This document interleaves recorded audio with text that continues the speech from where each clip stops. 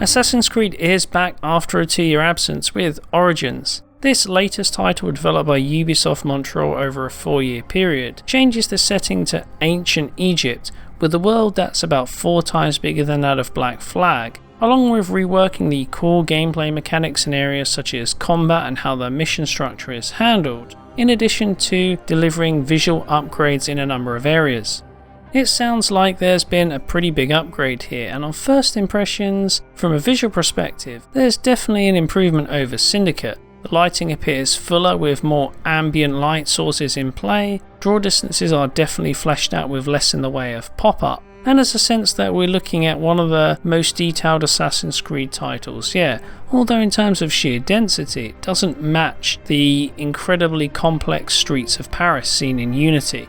Assassin's Creed Origins also provides solid support for PlayStation 4 Pro as well, with a healthy resolution boost, so you get improved image quality whether you're playing on a 4K screen or a full HD one. And that's something that Ubisoft previously struggled to deliver with Assassin's Creed Syndicate, whereby the initial PS4 Pro patch for that title actually resulted in an image quality downgrade through what looked like a poorly implemented solution for checkerboard rendering, although this was later fixed with a straight up 1620p resolution. Either way, Assassin's Creed Origins hits the ground running from day one, and the experience is a lot better. So just what are we looking at on PS4 Pro, and how does base hardware compare? For a start, Assassin's Creed Origins appears to drop the fixed frame buffer used in previous games, in favour of a dynamic resolution solution, where pixel counts are adjusted on the fly according to rendering load. That means on PS4 Pro we're looking at a range roughly between 1350 all the way up to 1584p in less demanding moments. Whereas on base PS4 we generally get results handed in at native 1080p, though things can dip a touch below. Dynamic resolution actually works quite well here due to the developers also using temporal anti-aliasing, which ensures that these shifts in resolution aren't overtly noticeable.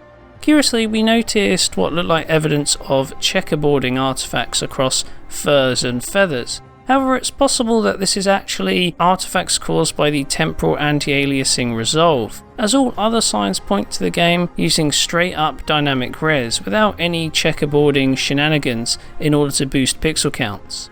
Now in terms of the Pro, usually games that run between 1440p and say 1600p usually don't look all that great on a 4K screen. The amount of upscaling there tends to introduce some roughness, which sometimes can make the game look worse than a native 1080p title running on a full HD display. But in the case of Assassin's Creed Origins, the game actually delivers a notable improvement in resolution. And the trick here is in the use of anti-aliasing. Looks like there's a temporal component in action here, and this provides a nice smooth image. It doesn't pass for native 4K as there is some softness present across edges and texture details, but on a 4K screen you're definitely getting the feeling that there's more sharpness, clarity and resolution compared to the base presentation on the 1080p screen. And base PS4 holds up pretty well in that respect. If you're playing on a 1080p display, then the standard PS4 delivers an image that, while it's not pin sharp, it's still smooth and looks clearer than what we saw with the likes of Assassin's Creed Unity, which runs at 900p.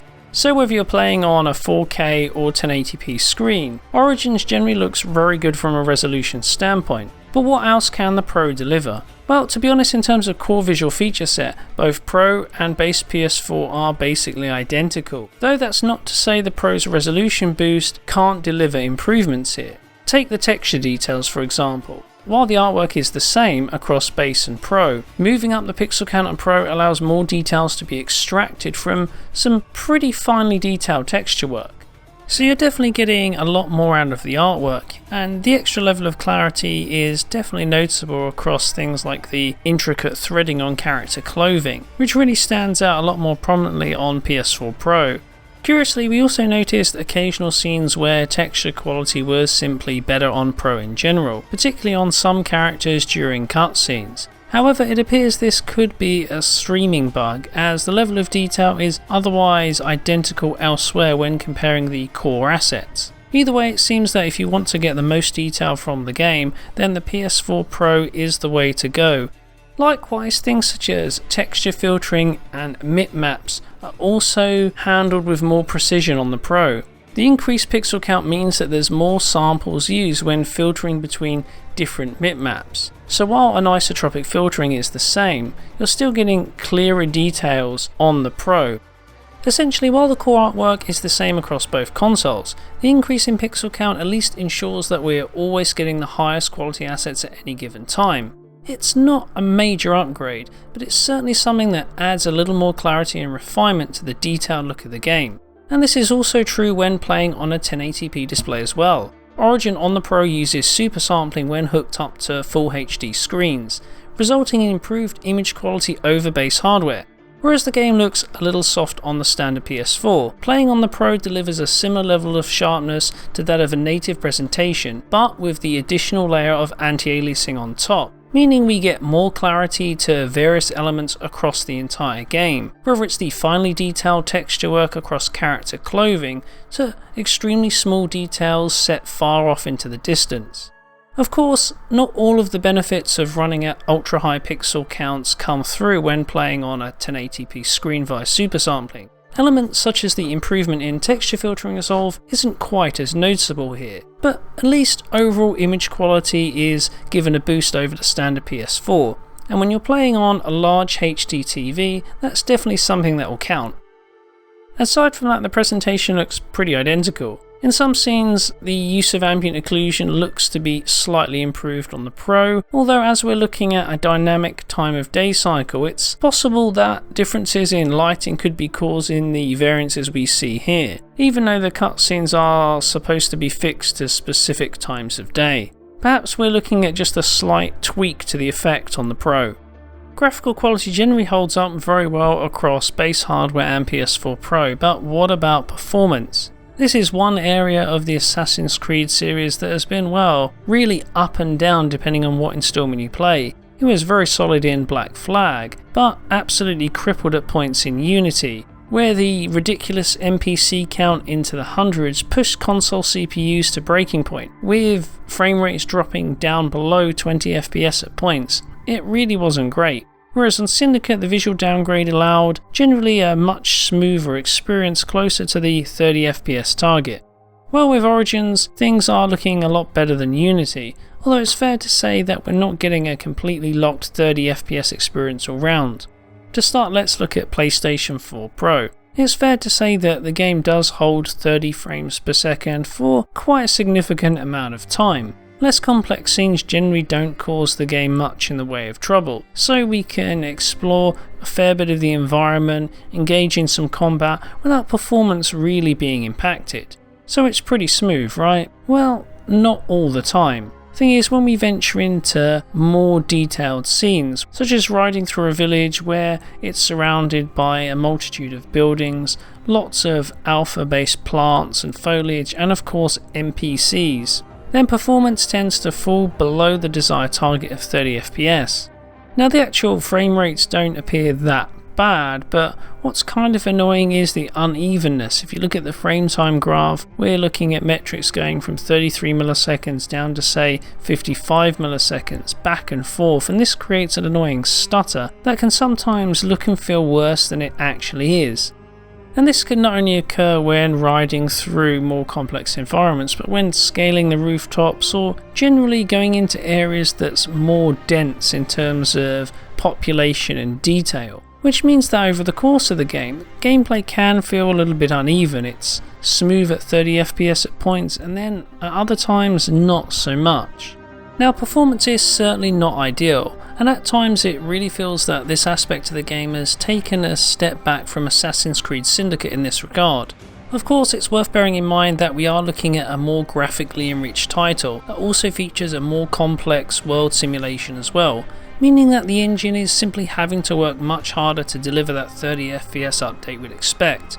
It's not exactly a deal breaker, although I do find the intermittent stuttering quite distracting at times, especially when you're trying to track multiple enemies during combat. Thankfully, we're never looking at a Unity situation here, where performance would just fall off a cliff at points. So I feel that although we're not getting an absolutely stable 30 FPS at all times, the gameplay still manages to hold up, even if frame rates aren't always ideal. On the other hand, cutscenes are just, well, a complete disaster if you ask me.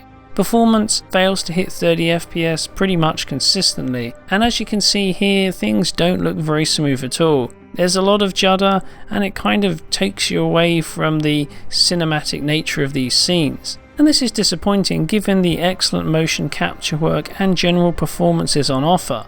Story plays a key point in Assassin's Creed, and it's kind of disappointing to see the stutter getting in the way of becoming more fully immersed in the actual world the game is presenting to you. The experience on PS4 Pro then, I guess isn't too bad, but could certainly use improvement in some areas. But what about base hardware? Well, comparing the two side by side, and performance is quite similar between both consoles, at least in areas which don't heavily stress the engine. Sometimes the base PS4 can be ahead, at other times it's the Pro, but this appears to come down to more individual gameplay runs rather than console specific advantages. That being said, in more demanding scenes where there's more going on in terms of complex environments or additional NPCs, then PlayStation 4 Pro does hand in the smoother experience here, with fewer frame rate drops and longer stretches spent at 30 FPS. But when it comes to the cutscenes, neither version is really satisfactory here, and both suffer equally from heavy frame rate drops well below the 30 FPS target, and well, the results really aren't great. So this is one area where the Pro doesn't appear to benefit from the extra horsepower on offer, although you'll get a slightly smoother ride during regular gameplay. Overall, in terms of performance on both systems, perhaps some of the issues we're seeing could be resolved in a future patch, where further optimizations can be deployed. In this case, I feel that maybe offering up a performance mode could have worked well on the Pro. Assuming that these frame rate drops aren't related to CPU bottlenecks, then perhaps something along the lines of a native 1080p mode, but with more stable frame rates, could have been an interesting option. It's always good to give users a choice in situations like this, so that they can get the best possible experience for their setup, especially in games where the Pro cannot provide a boost to both image quality and performance. So that's the PlayStation 4 side of things. We'll be interested to see what Xbox One X brings. After all, PS4 Pro delivers a healthy boost in resolution, but we're not getting radical upgrades in other areas that perhaps you might find on the high-end PC experience. Now, we haven't seen the PC version running at max settings, but in the past the PC version has always delivered a visual upgrade, whether that be shadows, draw distances, or even texture detail. So the Xbox One X, with its greater GPU power and increased RAM, has more potential to go beyond just delivering a boost in resolution. Of course, alternatively, we could just get a bump in pixel count that's higher than the PS4 Pro, but we'll have to wait to find out. Anyway, I think I'll leave it there. I hope you enjoyed this look at Assassin's Creed Origins. Don't forget to like and subscribe. Thanks for watching, and I'll see you next time.